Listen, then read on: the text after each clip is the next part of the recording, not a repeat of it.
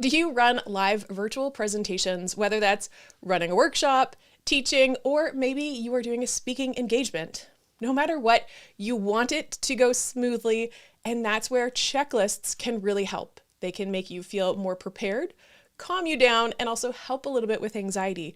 I know I still get nervous when I am speaking in a live presentation. Things can go wrong during a live presentation and we can't control everything, but a checklist can definitely help keep us sane. So I'm going to share a couple of different versions of checklists today. One example that's from a recent training that I ran, and it was a very simplified checklist, and I'll explain why. And then I have a more detailed checklist, which is actually one that I've pulled. It's an excerpt from the checklist I provide to my Elevate Your Online Presentation students, and I will kind of walk through that one. And if you are brand new and you don't know who I am, my name is Kat, and I help people to create more professional and engaging online presentations. And being prepared is a really big part. I know some people like to focus on the fun aspect, creating fun animations like the one you just saw, but you also want to feel prepared and you want to make sure that you've got everything ready to go. Before I dive in, there are kind of two main things I want to focus on. One is that today really is on a presentation online. So whether you are using visuals like you see here that I've used today, or whether you are using slides, I am really focusing more on that. I'm not focusing on live on YouTube. It's something I do very regularly, but that is a different checklist. Some of the things are the same, but this really is when you are preparing to speak to a group, whether that's in a webinar format, a meeting format. Those are the types of things we're going to cover. So that's the first thing. The second thing is that I'm sharing this checklist as an example of what I do, but checklists are very personal. And one of the things that you'll see in my simple checklist, it's pretty short. And what I've learned over the years, you could create the most comprehensive, detailed checklist out there, but you really just want your checklist to serve you in the moment, especially when everything's happening. So I mean, when it's go time, people are filling the room, or you know you're about to go on, you can forget little things. And we often learn through experience what we need to be reminded of and what we don't. For example, a phone call comes through, that's a good reminder that we have to go into do not disturb. Or when you forget to record, which I have definitely done, that's the type of thing you want to remind yourself of. So we'll see a few examples in the simple checklist, but really I want to show you the more detailed one as inspiration, but I actually find a really big checklist might actually not serve you and may make you more anxious. So think about the things that you actually need. All right, let's dive in and see an example. So the first one you can see on this list, this live presentation checklist, this is a real checklist that I pulled from one of my own trainings. And this is the list of, it was actually labeled, do not forget in a red heading, because these are the things that I really want to make sure that I capture. I always like to remind myself about do not disturb. I think it's obvious, I think it's ingrained, but it is one of those things that I need to remind myself of. And that means both my computer and for my phone, or if you have other tech devices like a watch, which you can't see through my shirt, but you want to make sure that those are set to do not disturb. Earphones, if you are running a call where you are going to play music, I do recommend that you use earphones or earbuds so that you aren't picking up the music through the microphone, through your speakers. Now, if you're doing a simple presentation with Zoom or Teams where they have that echo cancellation, you probably don't need it, but I would say it's probably better to have them than find out the hard way that you got some feedback or that your audio was a little bit funny, especially if you're using music, which is the next on the list. If you are running a workshop that involves any kind of audio source like playing a video or playing music, maybe you play music as people come in the room, maybe you have a little work session where you play some music in the background, which is something that I like to do. I want to make sure that it's properly routed, meaning it's going into the either Zoom presentation directly, so choosing to share my audio, or I want to make sure that it's routed through a virtual microphone. Whatever I choose, I want to make sure it is set up properly. And I also want to make sure that my music is cued, whether it is in a specific scene, like a countdown timer with music, or if I'm just going to play music, I want to make sure that it's set to the right playlist that I want.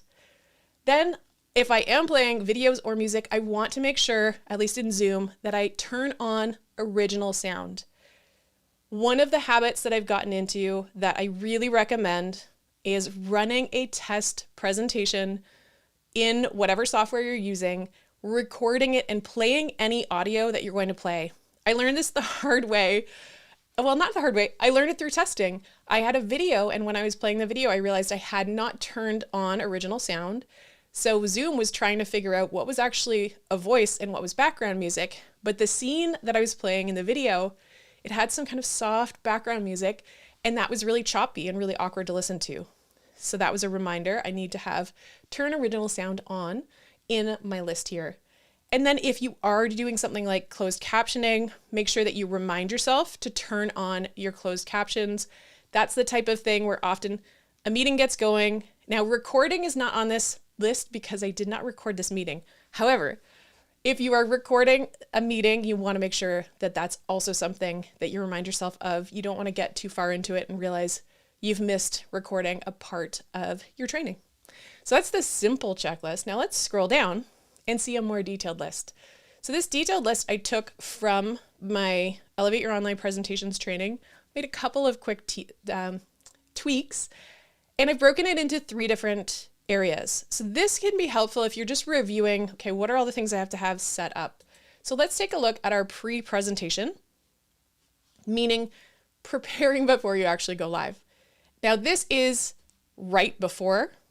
I have more details on the actual planning and setting everything up, but for this, I mean, just get everything ready the day of. So you want to make sure you're connected to power. This has happened to me where I thought I was connected and I wasn't, and my computer actually died on me during a podcast interview. Connected to internet, preferably wired.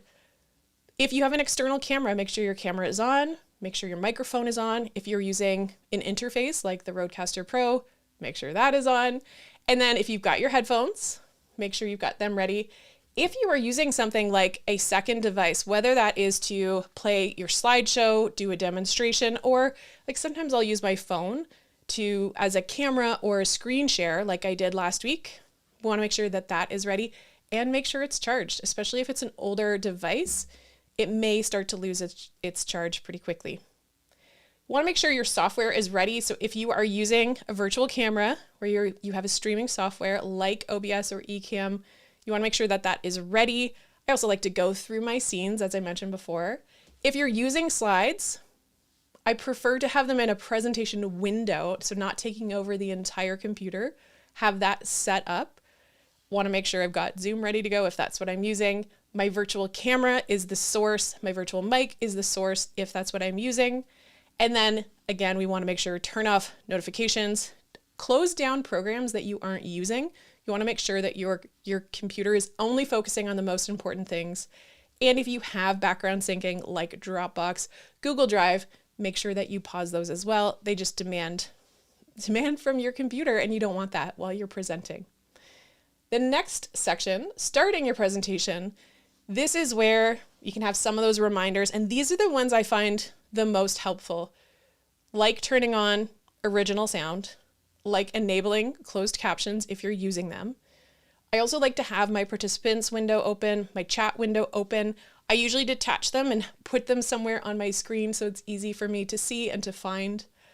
I also then usually will admit the participants. If you are using a co-host, make sure you add your co-hosts, and then you can start recording.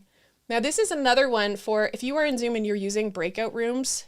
This might not happen right at the start of the meeting, but you can actually prepare a breakout room earlier on, or you can have a co-host do this. But one of the nice things that I like to do is adjust the little settings in a breakout room so that you can set a timer, you can, toggle on and off different options. And I have more details on that in my breakout room video, but that's a really helpful way to be prepared.